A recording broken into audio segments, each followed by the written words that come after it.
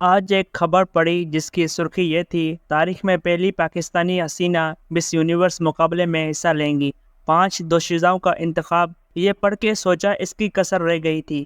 دنیا سے کچھ اچھا تو ہم سیکھنے سے رہے، لیکن سارا زور ہی ایسے کاموں میں ہے۔ خبر پڑھنے کے بعد ایک ٹویٹ کیا جس میں وزیر اعظم انور الحق کاکڑ کی اس خبر کی طرف توجہ دلاتے ہوئے لکھا: کیا اسلام کے نام پر قائم ہونے والی پاکستان کی حکومت کو کسی طور پر بھی اس مقابلے میں اس ملک کی کسی بھی خاتون کو حصہ لینے کی اجازت دینی چاہیے؟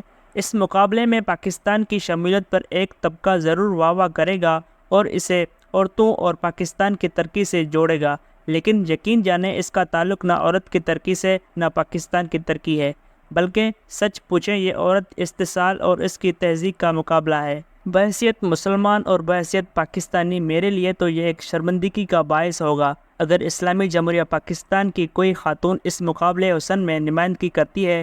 نمائندگی کرنے کا مطلب ہے کہ یہ کام حکومت کی اجازت سے ہو رہا ہے۔ اگر ایسا ہے یا ایسا نہیں بھی ہے تو میرا حکومت وقت سے مطالبہ ہے کہ اس ممکنہ شرمندگی سے پاکستان کو بچایا جائے۔ ایسے مقابلے میں حصہ لینے کی نہ ہمارا آئین و قانون اور نہ ہی اسلام اجازت دیتا ہے۔ آج سے کوئی 15-20 سال قبل ایک ایسی ہی خبر کسی اخبار میں شائع ہوئی تھی جس کے مطابق بیرون ملک مقیم ایک پاکستانی خاتون نے مقابلہ حسن میں حصہ لینے کے لیے پاکستان کی نمائندگی کا اعلان کیا تھا۔ وہ دور جنرل مشرف کی روشن خیالی کا تھا، لیکن اس کے باوجود میں نے اس وقت یہ مسئلہ اجاگر کیا کہ کیسے کسی پاکستانی خاتون کو مقابلہ حسن میں پاکستان کی نمائندگی کی اجازت دی جا سکتی ہے۔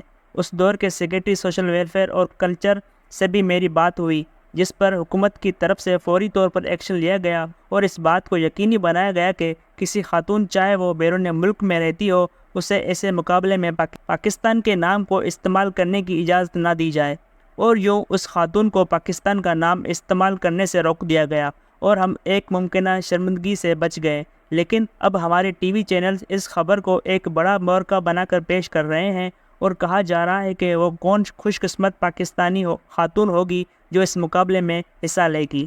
اس میڈیا نے تو تمام حدیں ہی پار کر دی، لیکن افسوس یہ ہے کہ کوئی بولتا ہی نہیں۔ مقابلہ حسن میں کسی پاکستانی خاتون کا حصہ لینے کی قطعی اجازت نہیں دینی چاہیے۔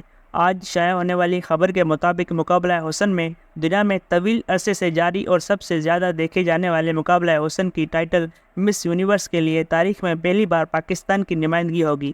پہلی مرتبہ مس یونیورس پاکستان کے فائنلسٹ کا اعلان کر دیا گیا ہے۔ مس یونیورس پاکستان 2023 کے لیے ٹاپ 5 فائنلسٹ شامل ہیں۔